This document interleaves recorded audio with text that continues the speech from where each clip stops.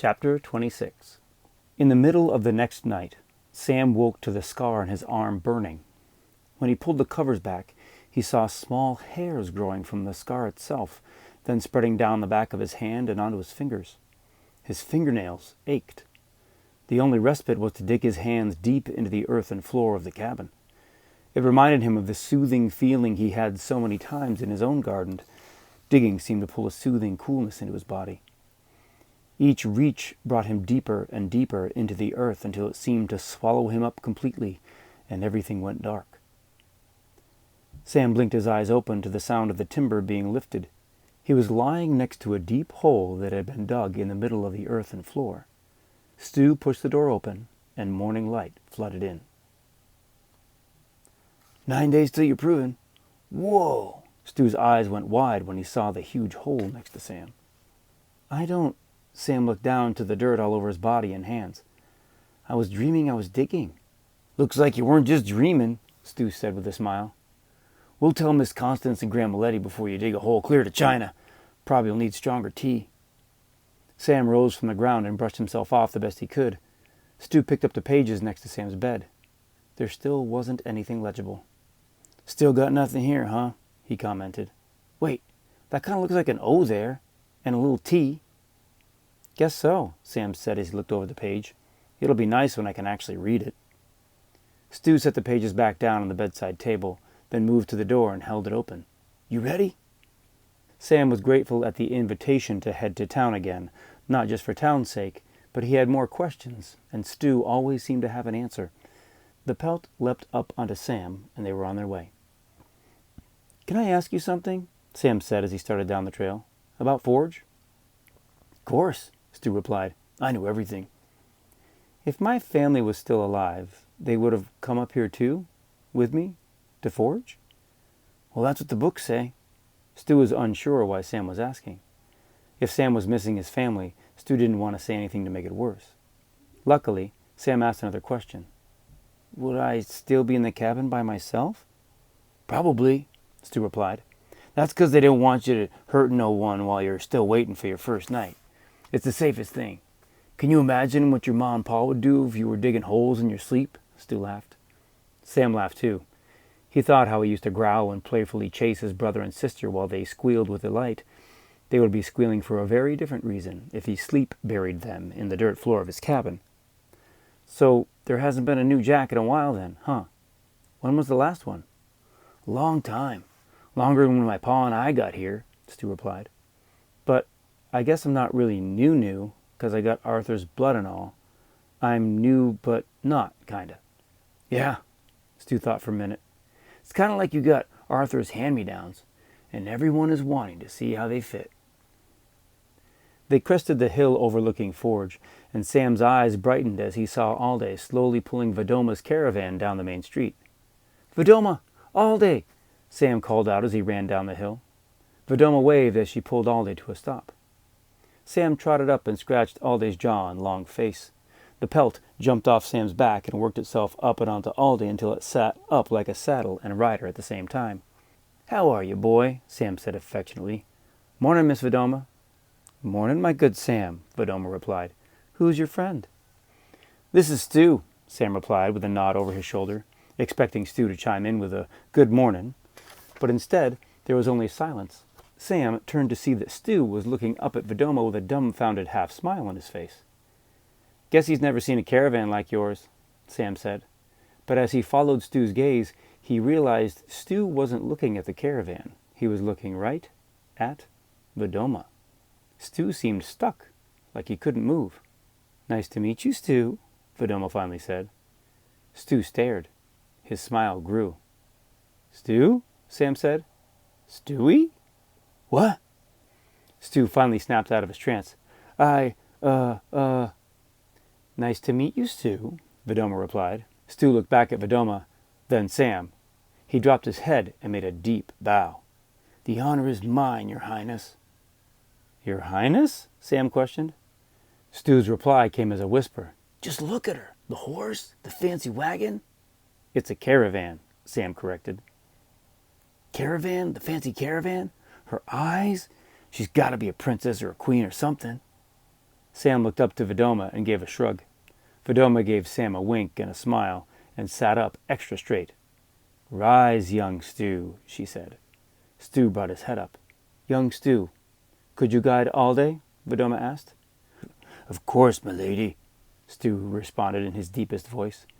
"To where doth my lady wish to go?" "I've been invited to Miss Tina's schoolhouse to give a lesson on travel and travelers," Vidoma replied.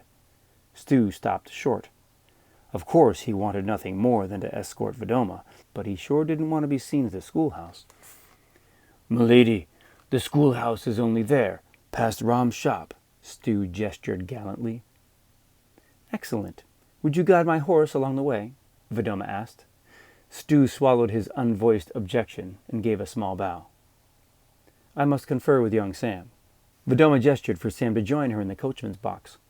The last time Sam had traveled with Vidoma, he was hanging on to Alday for dear life. He much preferred the idea of an easy ride down Main Street. He jumped up and settled in next to Vidoma as Stu took Alday's bridle and started to walk. "How are things?" she smiled. "Stu seems nice." "He is pretty fun," answered Sam. He was going to say more, but was stopped short by the sound of children from the schoolhouse running toward Alday in the caravan. Their excitement boiled over with oohs and ahs as they approached. "Watch out now, don't get run over," scolded Stu. "We'll be over at the schoolhouse in a jiffy. You can see better then." Stu did his best to shoo the children, and in another 50 yards they were in front of the schoolhouse. "Stu!" called Miss Tina. "There you are. I suppose this explains your tardiness. Being helpful?" "That's right, Miss Tina. I was being helpful this morning," Stu replied. "He's being very helpful, ma'am," agreed Vidoma. "He guided me promptly to the schoolhouse. He is no doubt a man of letters and a gentleman at that." "What's a man of letters?" Sam asked. But before Vidoma could answer, Stu was announcing their arrival. "May I present Miss Present," Miss Tina corrected. Present, Stu took a breath. "May I present Her Highness Miss Vidoma and her trusty steed horse, Alday, and her magnificent carriage van." "Good morning, Miss Vidoma," the children chimed, followed by a mix of "Good morning, horse. Morning, Mr. Alday." Miss Tina made a show of looking the caravan from end to end before addressing Vidoma with an appreciative smile. "Nice to meet you. I'm Miss Tina. And who is this other new face?" "I'm Sam, Miss Tina," Sam replied. All the children surrounding the caravan stopped and looked up at Sam. A soft murmur made its way through the young crowd. "That's Sam. It's him. It's Arthur." Sam hadn't realized he would hold any fascination with the kids. His presence seemed to catch Miss Tina by surprise as well. "Well now, what an unexpected surprise. Say good morning, Sam," she instructed the children. The children all followed suit with a collective, "Good morning, Sam." "Good morning, everyone," Sam responded. Giggles scattered among the children, along with a series of hushed questions. "Shouldn't he be bigger? Why doesn't he look like Arthur? I wonder where his scar is." Miss Tina brought the attention back to herself. Now, let's not pester our new friend Sam with too many questions. Miss Vidoma is the one we invited here today, isn't she?" Miss Tina gestured to Vidoma in the coachman's box. "Who can tell me what Miss Vidoma is sitting in? I'll give you a hint. It's not called a carriage van. It's called something else." The children shouted answers. "A wagon? A long wheel? A cart?" "Cart is close," replied Miss Tina. "It's a caravan," Stu correctly remembered. Miss Tina looked at Stu with a hint of surprise. "Did everyone hear that? It's a caravan, and a beautiful one, isn't it?" Calls came from the children again. "I like the colors. The wood birds look so real. Red is my favorite." Vidoma, used to drawing a crowd, pulled out her deck of cards, held them high, and called, "Who wants to see a trick?" She turned to Sam and Stu and spoke through her smile, just like she had that night at the Savoy. "Get out of here while I have them distracted." Sam pulled Stu's arm and nodded his head towards Constance's tea house and apothecary. "Let's go," he called. "Thank you, my lady," said Stu softly with a bow. He let go of Alday's bridle, and he and Sam slipped away.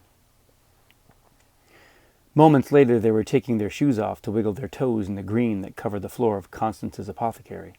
Sam's pelt, fur side out, rubbed itself this way and that. I see the school children are quite interested in Vedoma, Constance commented. Who wouldn't be? Isn't she something? She's pretty interesting, said Stu as he craned his neck to look back out the window. Instead of getting another glance at Vedoma, John strolled up, blocking Stu's view before entering the shop. Morning, all, he said as he entered. Here for more tea, are you? I drank the last yesterday, replied Sam. Stu was still looking out the window. You think Vedoma likes tea? John looked over his shoulder out the window as well. She seemed to be well-traveled. I'm sure she'd love some. He turned and raised an eyebrow at Constance and said slyly, Probably something with flower petals. John chuckled. Just stopped in to see Alma. She's tired but seems happy enough. You got dandelion root, Miss Cece? Stu interjected. Dandelion? Sure. Second shelf, third from the right, she reported automatically. Stu reached up for the jar and took out a few dried roots and placed them on the ground. Can you step on these, Miss Cece? Constance walked over the green of the floor, placed her foot over the roots, and pressed down a little. When she stepped away, it only took a moment for 3 full yellow dandelion flowers to grow up from the floor. Stu reached forward and plucked them from the ground. Thanks, Miss Cece, he exclaimed. He bolted out the door without even putting on his shoes. Sam watched as Stu held out the flowers for Vedoma with a bow. Even through the glass of the window, Sam could hear the squeals of delight from the children surrounding her. As Stu turned and headed back to the apothecary, the skip in his step was matched by his ear-to-ear smile. Well now, look at that little charmer, said Constance as she pulled a bowl to start filling it for Sam. There's no end to the wonderful trouble of that one. Soup wouldn't have it any other way, commented John. Brrr, Stu shouted as he came back in and spread his cold, bare feet into the green of Constance's floor. Better hope she puts those flowers in her caravan before they freeze, John said. She will, Stu replied with confidence. Of course she will, said Constance before turning to Sam. How sharp you feeling? She asked. You waking up at night? Asked John. He dug a hole, right in the middle of the cabin, Stu chimed. Yeah, seems like I'm all over the cabin at night, Sam confessed, even scratching at the walls sometimes. No pain, though, right? She continued. Not so much, Sam replied. More like an ache. Constance was pulling ingredients from the shelves as she murmured, Aches, let's see. Ah, there. She pulled a jar marked Willow off the shelf and placed a few pieces of its bark in the bowl above her staff. Sam's nose didn't recognize the smells. She must be adding something new, he thought. Step on up to the mortar here, Sam, instructed Constance. Grind till it's fine, said Sam with a smile as he gripped the pestle and pressed it into the mortar. Till it's fine, Stu repeated softly. Mr. John, there anything else we should be getting for Sam and all? At Cohen's or anything? It was obvious Stu wanted to head to Cohen's Stock and Staple, the biggest and only general store in town. Years ago, Moses Cohen had been peddling tools and other goods from a horse and sled in the early spring when a late blizzard caught him by surprise. Blinded by the wind and snow, he lost his way, and night soon engulfed him. Lighting a lamp proved impossible, and without knowing it, he mistook the edge of the smooth, frozen lake for a snow-covered road. He realized his mistake too late and fell through the thin spring ice, sled, horse, and all. Lucky for him, he was only 100 yards or so from the logging camp. Above the storm was a full moon, and the keen ears of the Jacks heard his crackle through the ice and cries for help. Still in the dark of the storm, he found himself, his horse, and even his sled hoisted from the water and onto shore. Most of his wares were even dredged up and tossed back on his sled. It wasn't until he was sitting on the lumber camp among the jackwolves, with the oil lamps and open fire casting their light, that he realized he'd been rescued by a most beastly sort. Maybe it was from being on the brink of death, but Cohen showed only gratitude that night, offering anything he had in his sled as payment for saving him, his horse, and his livelihood. Of course, Arthur and the Jacks would have none of it, insisting on paying him for a couple knives and much-needed soap. The next morning, as Cohen took his leave, a more human-looking Arthur asked if he could possibly get several 100 feet of chain. They needed to chain up logs in the lake and hold them fast before spring thaw was fully underway. They needed it soon, and Arthur explained that the timing wasn't right to send someone from camp all the way to Albany. After seeing their beastly forms the night before, Cohen understood. He was happy to oblige, and asked if they would be needing anything else he could bring back. With lightheartedness, Arthur and the boys replied that there was always something. Always something was enough for Cohen, and he had a busy spring. He not only supplied the chain and other wares to the Jacks, but acquired a plot of land in Old Forge from Stanchfield. It was only steps from where First Fulton Lake drained out into the river that cut through the town. With both the lumber and the help of the Jacks, he erected Cohen's stock and staple in time to sell pickling jars and the like to prepare for winter. What the people of Forge couldn't make or grow, Cohen brought up from Utica or even farther away. So good was he at anticipating what people would need from day to day and season to season that the saying around town was, "If Cohen doesn't have it, you probably don't need it." Today, John suspected Stu wanted to peruse those well-stocked shelves at Cohen's. Soup, Stu's father, always had something on order that Stu could pick up for him, but there was a rumor that Cohen also had a new set of pocket knives on display. How could a boy resist? "Your pa have anything waiting for him at Cohen's?" John asked. "Pork and beans," Stu replied. "A new smooth stone for sharpening the knives, too, I think. Something about a couple pounds of nails, too. Always something." "Always something," John replied. "Go along, then. I can finish up the tea here with Sam. If you leave right now, you can be back at camp well before dark."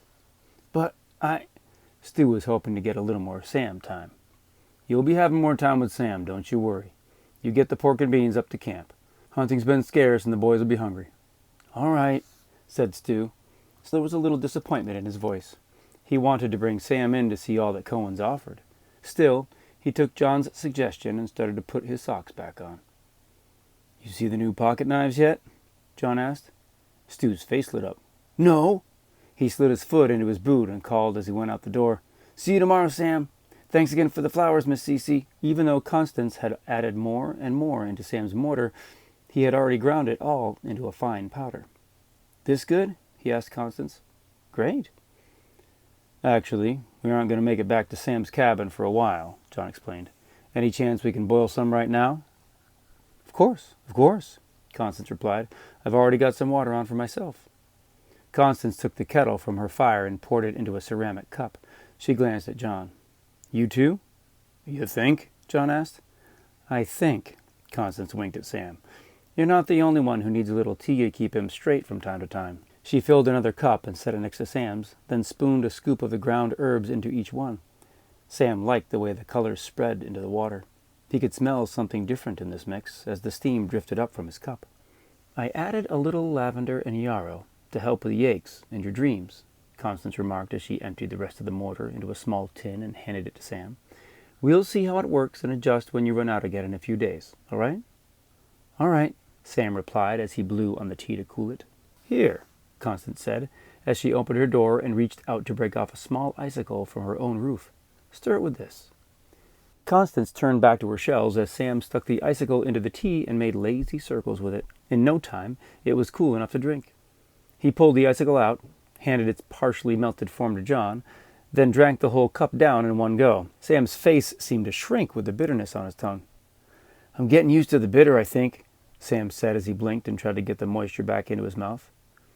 Constance didn't have the heart to tell Sam that the small jug she had just pulled from the shelf was full of maple syrup to sweeten the tea. John took a small sip of his tea and made an even worse face than Sam did. He pushed the cup away politely. "Thanks, but, Constance rolled her eyes at John before addressing Sam. "See you again in a day or two." "Thank you, Miss Constance," said Sam. The pelt jumped up and onto his back. John's pelt did the same, and they were out the door. Sam followed John straight back over to Vadoma and the school children.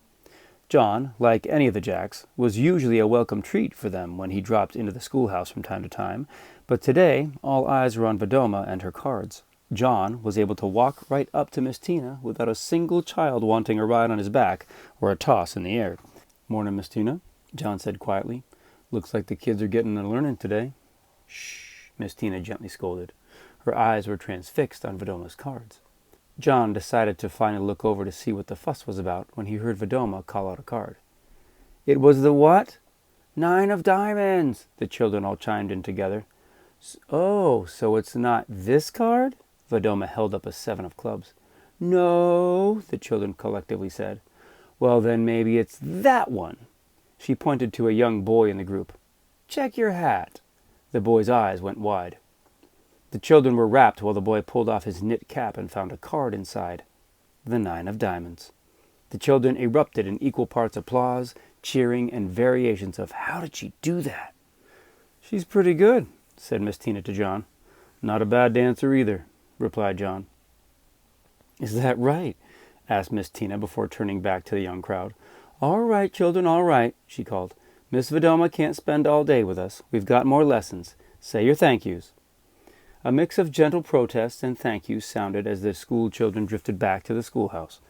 A few continued to look over their shoulders, though Sam couldn't tell if they were looking at Vidoma or him. "Where were you in your lessons?" John asked Sam as Miss Tina walked the children away. "My lessons?" asked Sam. "You had any schooling?" John asked. "No," said Sam. "My ma taught me to read, write, and such. I can count to 100. I know my 2 plus 2s and all." "Sounds like a good start. When we get a chance, we'll have Miss Tina spend a little time with you. See where you need work." "I'm sure you need some work." "I'm sure you need some work," jested Vidoma at John.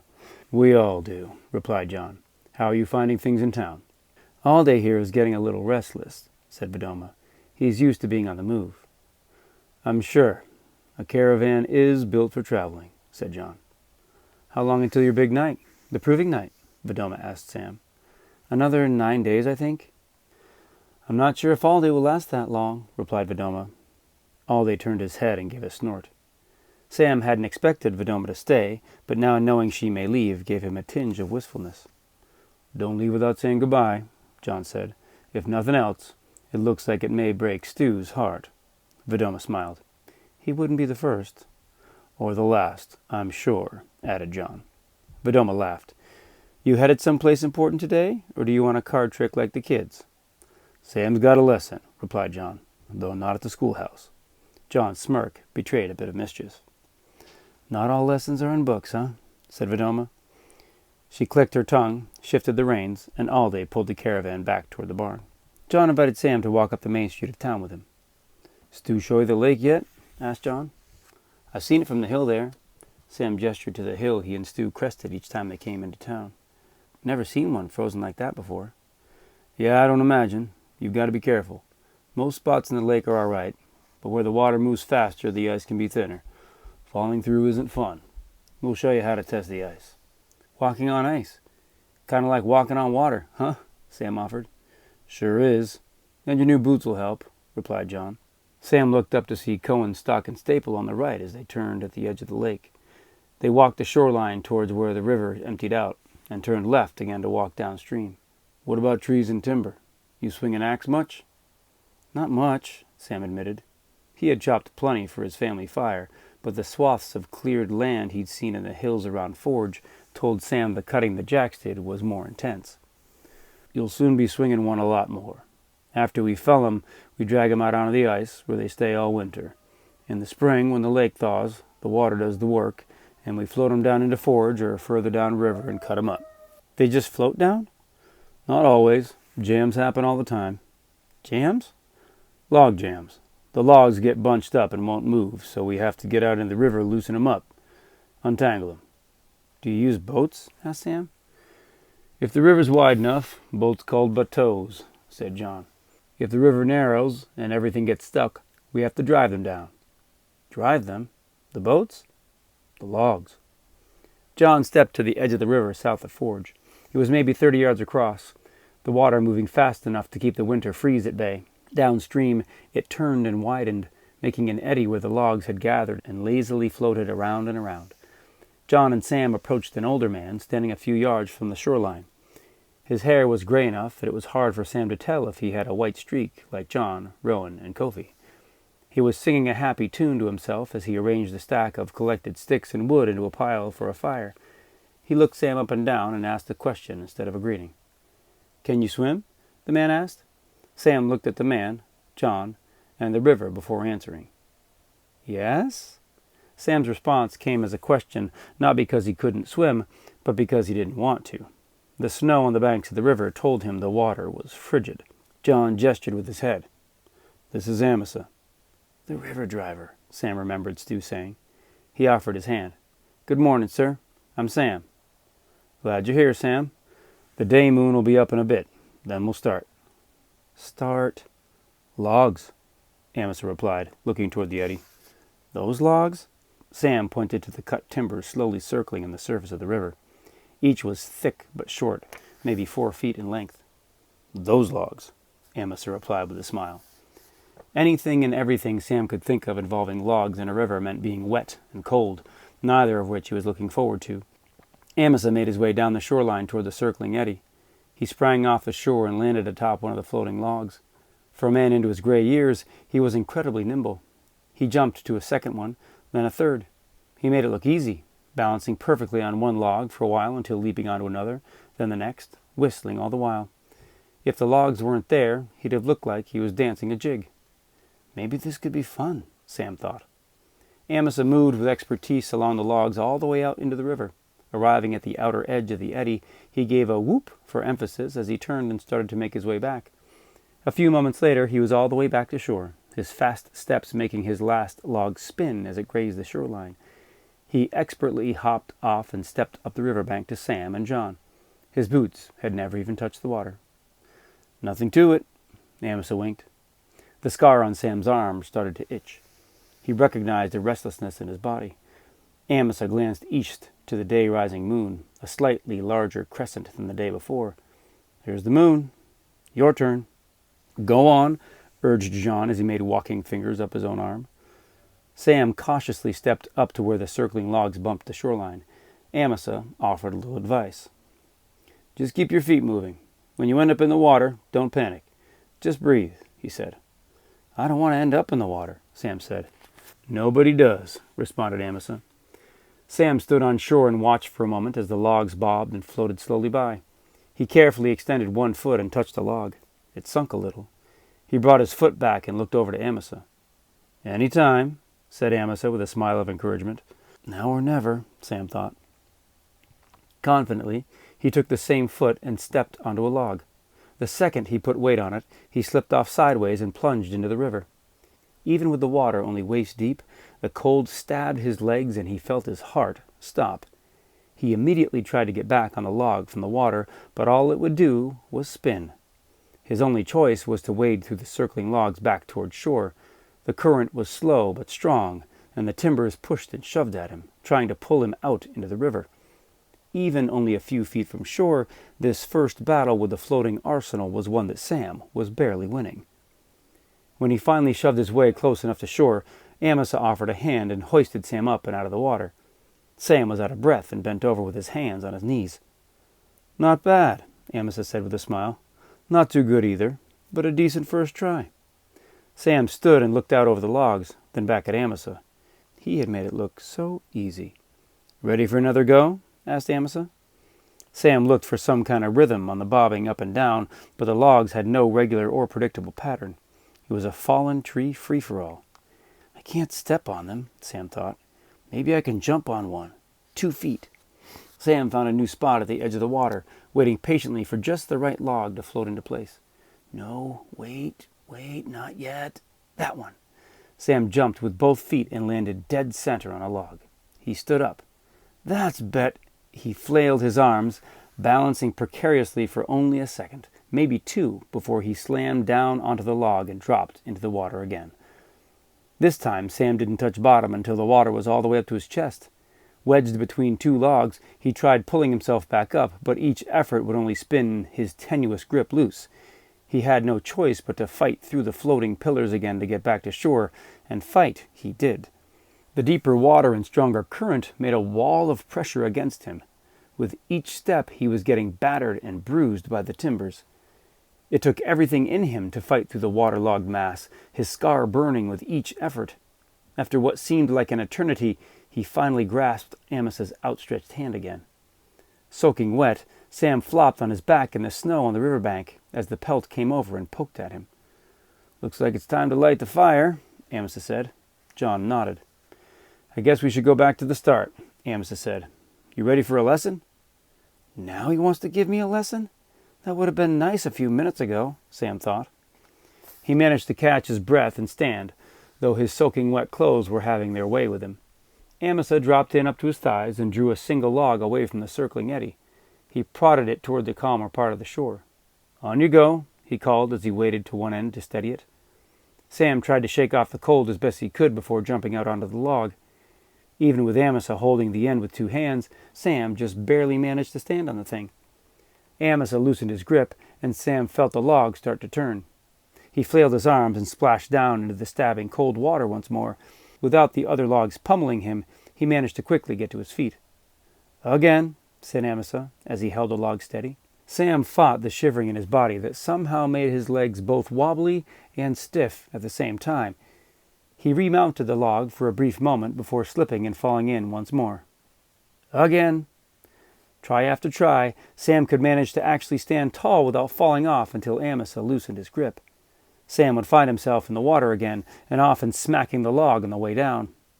Instead of shivering, everything was now going numb. Sam found it harder and harder to move his stiffened joints as the cold penetrated deeper and deeper. A biting wind rose up from across the river. Sam's body tightened against the gusts. He was stiff, wet, and out of breath. "Come on over and dry off for a spell," John called to him. While Sam was falling and splashing into the water, John's fire had grown as tall as a man and was putting out enough heat to warm an entire company. Sam looked at the fire, then back out at the logs. Amasa stepped up and out of the water and headed towards the fire. "I can get this," Sam thought. He looked back at the eddy of circling wood. Under all the cold, a heat stirred deep. It rose all the way up into his head where he felt a shift, an impression, a sound. A voice that wasn't his own entered his mind. "Control the log. Fast, light feet. Stay on your toes. Find the rhythm." Sam unclenched his arms and fists that had braced him against the freezing air. He walked down the shoreline, back to the swirling eddy of wood. He waited for the right log to circle into place. "Go," the voice called inside his head. Sam leapt forward. The instant his foot touched the top of a log, the voice barked out, "Run!"